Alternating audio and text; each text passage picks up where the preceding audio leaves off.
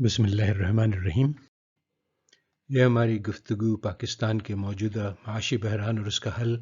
کا چوتھا حصہ ہے۔ اس حصے میں ہم معاشی نظریات کے 3 بنیادی نظریات پہ سے گفتگو کریں گے۔ ان تینوں کا حقیقت سے کوئی تعلق نہیں ہے، مگر یہ سرمایہ دارانہ نظام کے دفاع کے لیے ساری ٹیکسٹ بکس میں، ساری کتابوں میں، ساری دنیا میں پڑھائے جا رہے ہیں۔ ہمارے موجودہ معاشی بحران کا حل ڈھونڈنے کے راستے میں 2 بڑی بڑی رکاوٹیں ہیں۔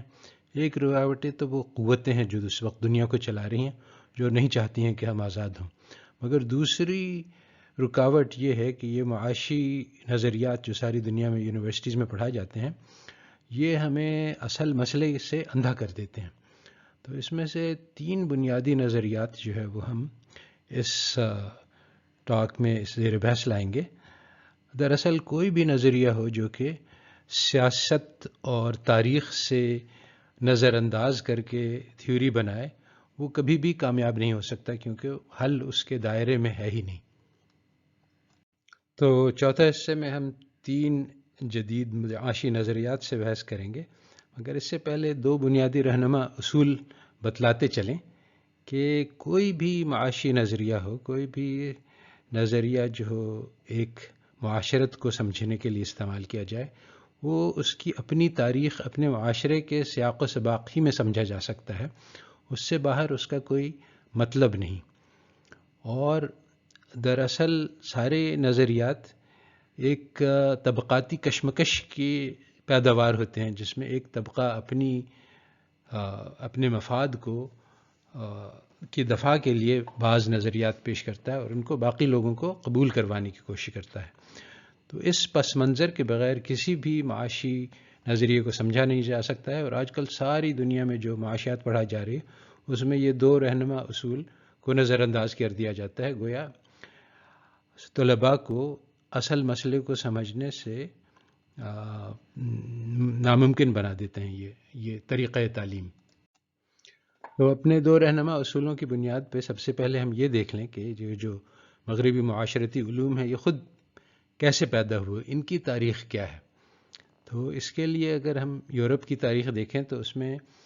ایک سائنس اور مذہب کی کشمکش نظر آتی ہے، جس کا اصل یہ ہے کہ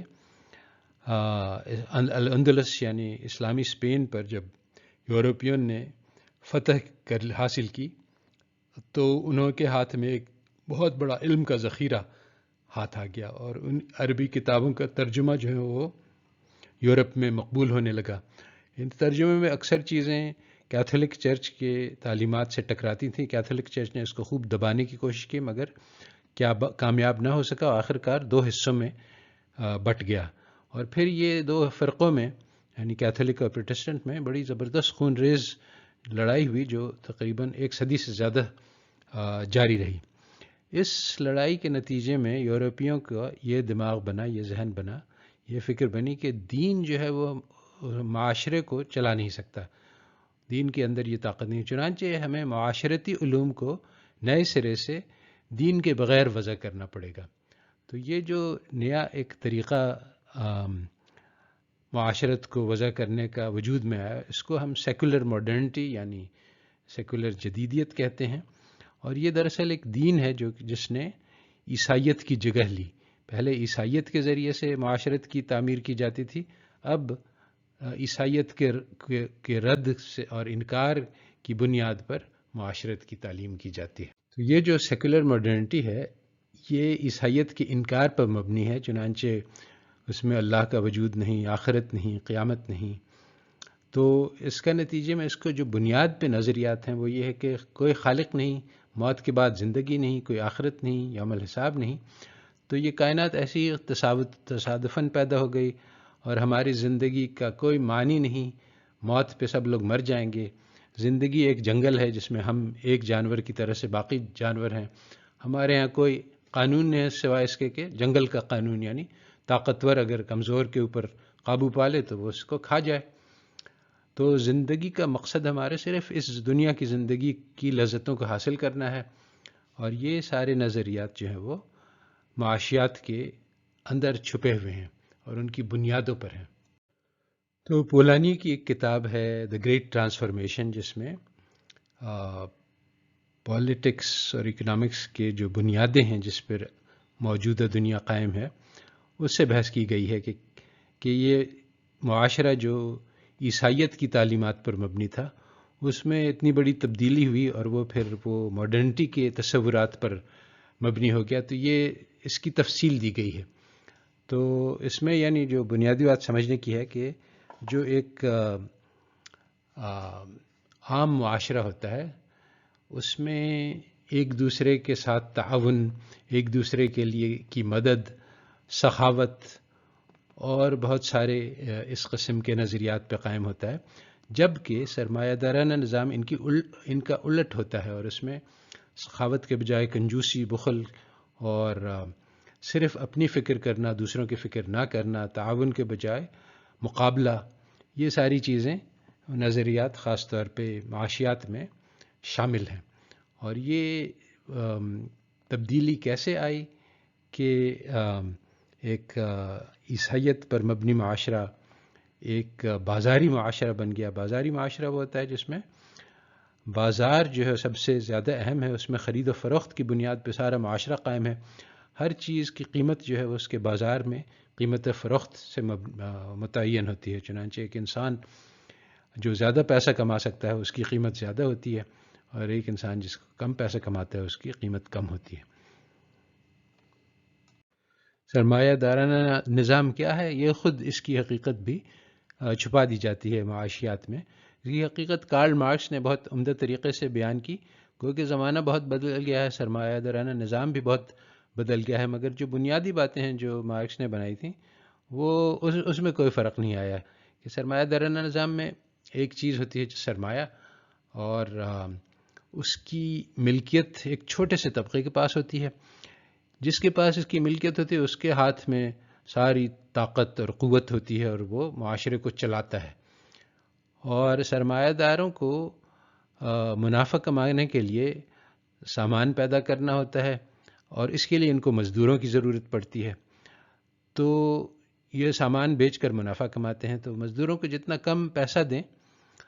اور جتنا زیادہ اونچی قیمتوں پہ اپنے سامان کو بیچیں اتنا ان کا منافع زیادہ ہوتا ہے۔ تو ان کی پالیسی یہ ہوتی ہے کہ مزدوروں کو کم سے کم پیسہ دیا جائے۔ اب مزدوروں کو ایکچولی کتنا ملتا ہے یہ اس بات پہ منحصر ہے کہ ان دونوں طبقوں کی طاقت کتنی ہے۔ تو زمانے میں کے اعتبار سے یہ فرق ہوتا رہتا ہے، کبھی مزدوروں کے پاس زیادہ طاقت ہوتی ہے کبھی کم، مگر اجتماعی طور پہ سرمایہ داروں کی طاقت بہت زیادہ ہوتی ہے، مزدوروں کی طاقت بہت کم ہوتی ہے۔ اس لیے سرمایہ دار جو ہے وہ مزدوروں کا استحصال کر کے بہت سارا پیسہ اپنے کے لیے رکھ دیتے ہیں اور بہت تھوڑا سا تنخواہ میں مزدوروں کو دیتے ہیں۔ اب معاشی نظریات بھی اس طاقت کا حصہ ہیں جو سرمایہ داروں کے پاس ہے، جس کے ذریعے سے مزدوروں کا استحصال کیا جاتا ہے۔ چنانچہ نظریات بھی اس طرح سے بنائے جاتے ہیں کہ اس میں لوگوں کو دھوکہ ہو جائے کہ سرمایہ داروں کے پاس طاقت نہیں ہے اور مزدوروں کو انصاف سے پیسے ملتے ہیں۔ تو تین بنیادی نظریات ہیں جس پر پوری کی پوری معاشیات کی تھیوری قائم ہے، اور یہ تینوں کے تینوں غلط ہیں۔ اس میں سے پہلا نظریہ ہے یوٹیلیٹی میکسیمائزیشن، یعنی کہ ہر انسان اپنی اس دنیا میں جتنی زیادہ سے زیادہ لذت کما سکتا ہے وہی کام کرتا ہے جس سے اس کو یہ لذت حاصل ہو۔ تو یہ بات غلط ہے۔ اس کے علاوہ جو دوسری تھیوری ہے وہ کہ یہ جو فرمز ہیں، یہ جو تجارتی ادارے ہیں، بزنسز ہیں، یہ ان کا ایک واحد مقصد ہوتا ہے اور وہ یہ ہے کہ منافع کمانا۔ اور تیسری بات یہ ہے کہ یہ جو کنزیومرز ہیں، جو چیزیں خریدتے ہیں، ان کے پاس ڈیمانڈ ہوتا ہے یعنی طلب، اور یہ فرمز ہیں یہ سامان پیدا کرتی ہیں، ان کے پاس یہ سپلائی ہوتی ہے یعنی رسد، اور ان دونوں کے بیچ میں موازنہ کے اعتبار سے قیمت طے ہوتی ہے، یعنی قیمت جو ہے وہ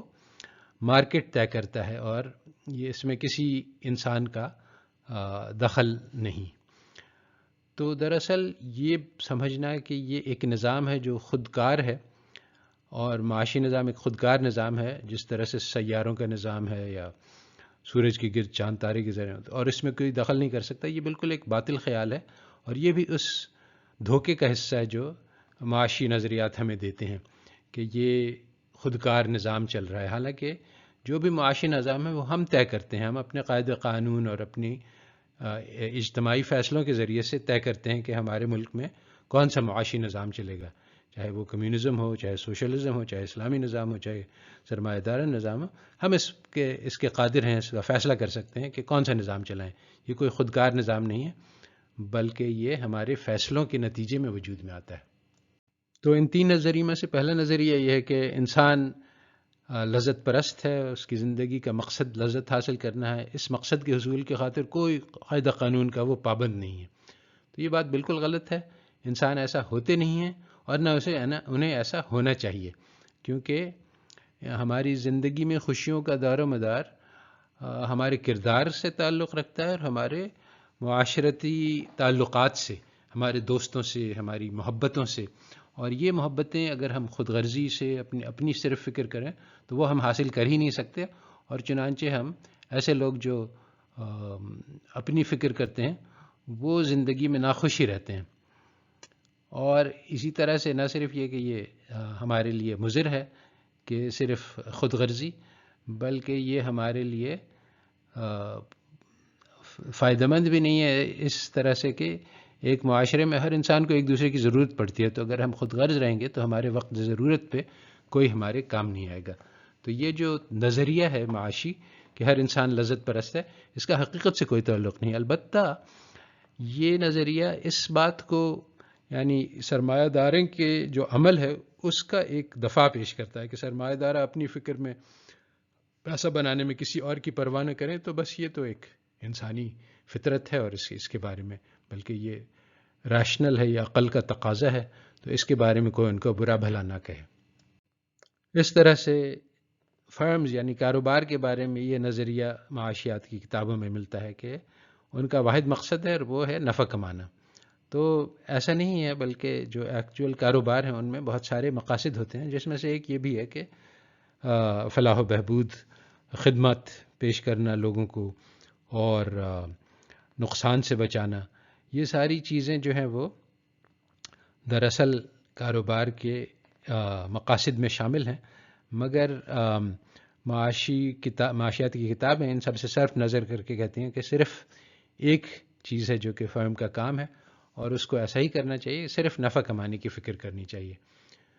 تو خاص طور پہ یہ نظریہ غلط ہے اور یہ سرمایہ داروں کے عمل کا دفاع تو پیش کرتا ہے، مگر حقیقت سے اس کا کوئی تعلق نہیں ہے۔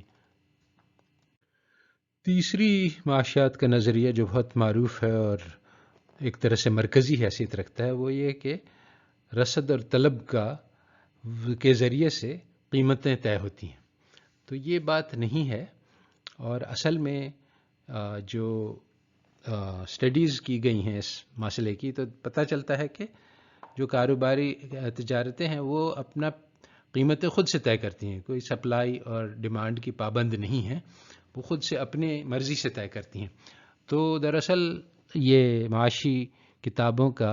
مقصد یہ ہے کہ اس بات کو چھپانا کہ یہ جو کاروبار جو ہیں یہ خود سے قیمتیں طے کرتے ہیں، کیونکہ جب یہ پتہ چل جائے گا کہ کاروبار خود سے قیمتیں طے کرتے ہیں، تو پھر یہ بھی پتہ چل جائے گا کہ وہ کس طرح سے منافع خوری کے لیے اونچی اونچی قیمتیں طے کرتے ہیں، کس طرح سے یہ انفلیشن یعنی قیمتوں کی بڑھائی جو ہے وہ اصل میں کاروباروں کی حرکت سے ہوتا ہے۔ مگر جو معاشیات کی کتب ہیں وہ بس یہ بتلاتے ہیں کہ یہ تو مارکیٹ فورسز یعنی خود بخود طے ہو جاتا ہے مارکیٹ کے اندر طلب اور رسد کے قانون سے، اور اس میں کسی فرم کا کوئی کردار نہیں، فرم خود سے پیسہ قیمتیں طے کر ہی نہیں سکتی ہیں۔ تو دراصل یہ نظریہ جو ہے بالکل غلط ہے، اور معاشیات کی کتب میں بھی اس کا ثبوت مل جاتا ہے کہ یہ غلط ہے، مگر اس کے باوجود یہی نظریہ پڑھایا جاتا ہے تاکہ سرمایہ داروں کی طاقت کہ وہ قیمتوں کو طے کرتے ہیں اس کو چھپایا جا سکے۔ تو بس اس کا خلاصہ، اس حصے چوتھویں حصے کا خلاصہ بس اتنا سا ہے کہ یہ کتب معاشیات کی جو ساری دنیا میں پڑھائی جا رہی ہیں، اس میں جو بنیادی نظریات ہیں وہ سب کے سب تمام تر غلط ہیں، اور ان کا حقیقت سے کوئی تعلق نہیں، ان کا صرف ایک ہی مقصد ہے، وہ یہ کہ سرمایہ دارانہ نظام کا دفاع کرنا۔ یہ سرمایہ دارانہ نظام نہایت ہی شفاف اور